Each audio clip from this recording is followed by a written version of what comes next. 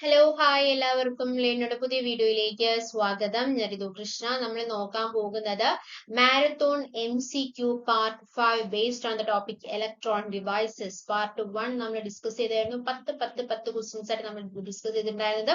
Part 1 10, part 2 10, part 3 10, part 4 10, last questions 41 to 50 questions ആണ് നമ്മൾ ഇന്ന് ഡിസ്കസ് ചെയ്യാനായിട്ട് പോകുന്നത്. അതിൽ ആദ്യത്തെ ചോദ്യം ഇതാണ്: The diffusion capacitance for a silicon diode with a 10 mA forward current when the charge carrier transit time of 70 nanoseconds is.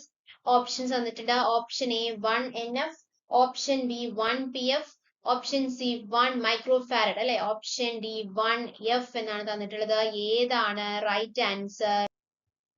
ഈ ഡിഫ്യൂഷൻ കപ്പാസിറ്റൻസ് എന്ന് പറഞ്ഞാൽ എന്താണ്? ബേസിക് ആയിട്ട് പറയുകയാണെങ്കിൽ ഡിഫ്യൂഷൻ കപ്പാസിറ്റൻസിന്റെ ഡെഫിനിഷൻ എന്താണ്?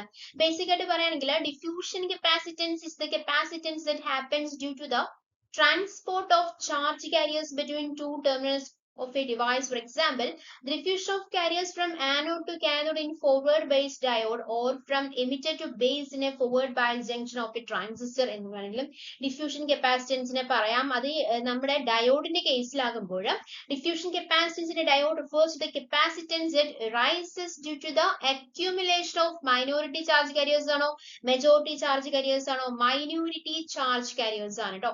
near the PN junction when the diode is forward biased. This capacitance is significant in forward bias diode and is related to the diode's ability to store charge and the current flow through it. So minority അല്ലെങ്കിൽ minority charge carriers ന്റെ accumulation കാരണം സംഭവിക്കുന്ന capacitance നമ്മൾ diffusion capacitance എന്ന് പറയുന്നത്. ആ diffusion capacitance നമുക്ക് ഇവിടെ തന്നിരിക്കുന്നത് മാക്സ് ടൈപ്പ് ഓഫ് ക്വസ്റ്റ്യൻസ് ആണ് അല്ലെ. അപ്പൊ അതുപോലെ തന്നെ ചെയ്യണം. ഞാൻ ജസ്റ്റ് എന്താന്ന് പറഞ്ഞു മാത്രം. diffusion capacitance ഇതിൽ തന്നിട്ടുണ്ട് 10 mA തന്നിട്ടുണ്ട്. അപ്പൊ ആദ്യം തന്നെ നമുക്ക് എടുത്ത് എഴുതുന്നു. ട്രാൻസിറ്റ് ടൈം തന്നിട്ടുണ്ട് 70 ns തന്നിട്ടുണ്ട് അല്ലെ. ഡിഫ്യൂഷൻ കപ്പാസിറ്റൻസിന്റെ ഇക്വേഷൻ എന്താണ്? IDQ τ by 2VT എന്നുള്ളതാണ്. അതിലേക്ക് നമ്മൾ ജസ്റ്റ് സബ്സ്റ്റിറ്റ്യൂട്ട് ചെയ്യുന്നു എന്നുള്ളതാണ്. 10 into 70 nanoseconds into 10 raised to minus 3 by 0.7. അപ്പൊ നമുക്ക് എന്താണ് കിട്ടുന്നത്? the charge carrier transit time for 70 ns is series equal to 1 nf. The right answer is option A എന്നുള്ളതാണ് കേട്ടോ. ഓക്കെ, അടുത്ത ചോദ്യം 42ാമത്തെ ചോദ്യം. എപ്പോഴും ഇങ്ങനത്തെ ടൈപ്പ് ഓഫ് ക്വസ്റ്റ്യൻസ് വരാറുണ്ട്. മോസ്ഫെറ്റും BJTയും തമ്മിലുള്ള കമ്പാരിസൺ എപ്പോഴും ചോദിക്കാറുണ്ട്. Choose correct statement. Both MOSFET and BJT are voltage control devices. ഇതല്ല. Both MOSFET and BJT are current control devices. അല്ല. MOSFET is a voltage control device whereas BJT is a current control device. ആണോ? അതെ അല്ലെ. അപ്പൊ right answer is option C ആണ്. MOSFET എന്ന് പറയുന്നത് voltage control device ആണ്, while BJT is a current control device ആണ്. MOSFET can be converted to equivalent resistance ആണ്. വേറെ എന്തൊക്കെയാണ് കമ്പാരിസൺ ആണ് മോസ്ഫെറ്റും അതുപോലെ തന്നെ FET-യിലും വരുന്നത് എന്തൊക്കെയാണെന്ന്. അതായത് ഏതിലാണ് ഇൻപുട്ട് റെസിസ്റ്റൻസ് വളരെ കൂടുതലുള്ളത്? FET-യിലാണോ അതുപോലെ തന്നെ BJT-യിലാണോ? പറഞ്ഞു. BJT-യിലാണോ FET-യിലാണോ ഇൻപുട്ട് റെസിസ്റ്റൻസ് കൂടുതലുള്ളത്? ഇൻപുട്ട് റെസിസ്റ്റൻസ് കൂടുതലുള്ളത് FET-യിലാണ്. FET-യില് input resistance is very high and is of the order of several megaohms. എന്നാൽ അതിന്റെ കാര്യം ബൈപോളർ ജംഗ്ഷൻ ട്രാൻസിസ്റ്റർ എടുക്കുകയാണെങ്കിൽ its input resistance is very low as compared to FET and is order of few kilo ohms മാത്രമാണ് വരുന്നത്. Okay, as in the case of ഏതിലാണ്?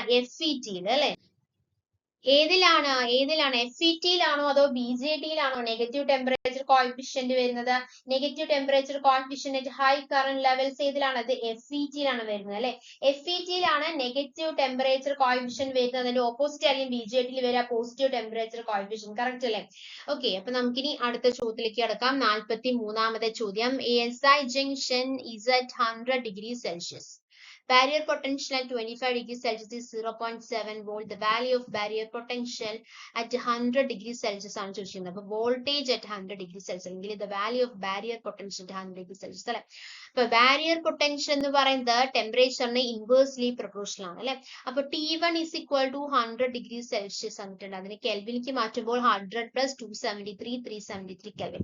And T2 എന്ന് പറയുന്നത് 25 degrees Celsius ആയിട്ടുണ്ട്. അതിനെ വീണ്ടും കെൽവിനിലേക്ക് മാറ്റുന്നു. 25 plus 273 is equal to 298 kkelvin അല്ലെ.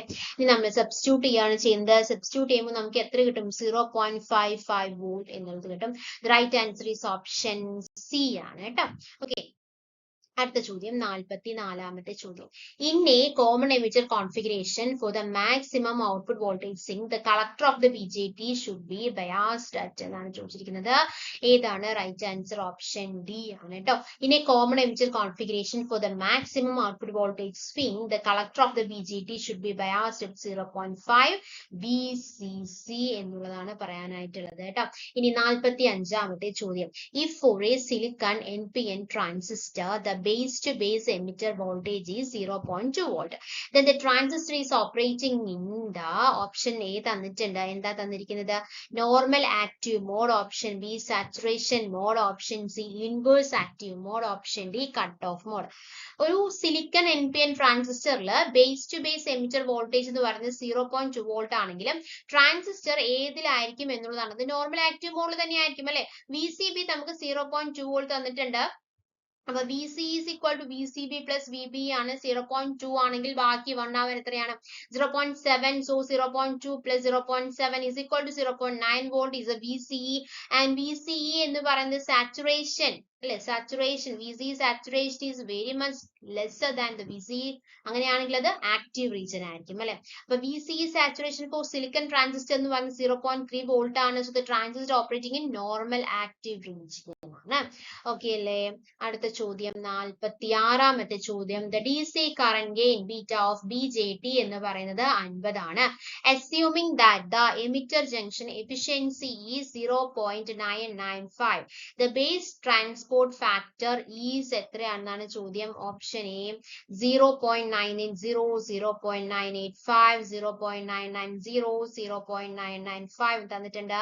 Alpha is equal to beta by 1 plus beta ആണ്. So alpha is equal to ഇവിടെ തന്നിട്ടില്ലേ 50 by 50 plus 1 that is equal to 51. So എത്ര കിട്ടും? 0.98039. അതാണ് നമുക്ക് കണ്ടുപിടിക്കേണ്ടത്. നമുക്ക് കണ്ടുപിടിക്കേണ്ടത് ബേസ് ട്രാൻസ്പോർട്ട് ഫാക്ടർ ആണ്. That is alpha by R which is equal to 0.98 by 0.995 എന്ന് തന്നിട്ടുണ്ട്. ജംഗ്ഷൻ എഫിഷ്യൻസി തന്നിട്ടുണ്ട്. എമിറ്റർ ജംഗ്ഷൻ എഫിഷ്യൻസി 0.995 ആണ്. അതിലേക്ക് എഴുതി നമ്മൾ സബ്സ്റ്റിറ്റ്യൂട്ട് ചെയ്തു. നമുക്ക് കിട്ടുന്നു B is equal to 0.985 is the right answer. അടുത്ത ചോദ്യം 47ാമത്തെ ചോദ്യം. Which of the following pairs is not correctly matched എന്നാണ് ചോദിച്ചിരിക്കുന്നത്. The typical temperature range over when germanium transistors are operated 65 degrees Celsius to 175 degrees Celsius. In a CA amplifier, thermal runaway is unconditionally avoided if VC is less than VCC by 2. The current gain of the amplifier stage is lowest in common base configuration. നോക്കിക്കേ, correct ആയിട്ടുള്ള option അല്ല, is not correct എന്നാണ് ചോദിച്ചിരിക്കുന്നത് കേട്ടോ. The voltage gain of amplifiers stage is lowest in ZZ configuration. For silicon transistor, this temperature is in the range of 150 degree to 225 degrees Celsius, and for germanium, it is 460 degree to 100 degrees Celsius ആണ്. So ഇവിടെ തന്നിരിക്കുന്നത് തെറ്റാണ് അല്ലെ. So the right answer is option A. The typical temperature range of the germanium transistor എന്ന് പറയുന്നത് 60 degree to 100 ആണ്, not 175. So the right answer is option A ആണ്.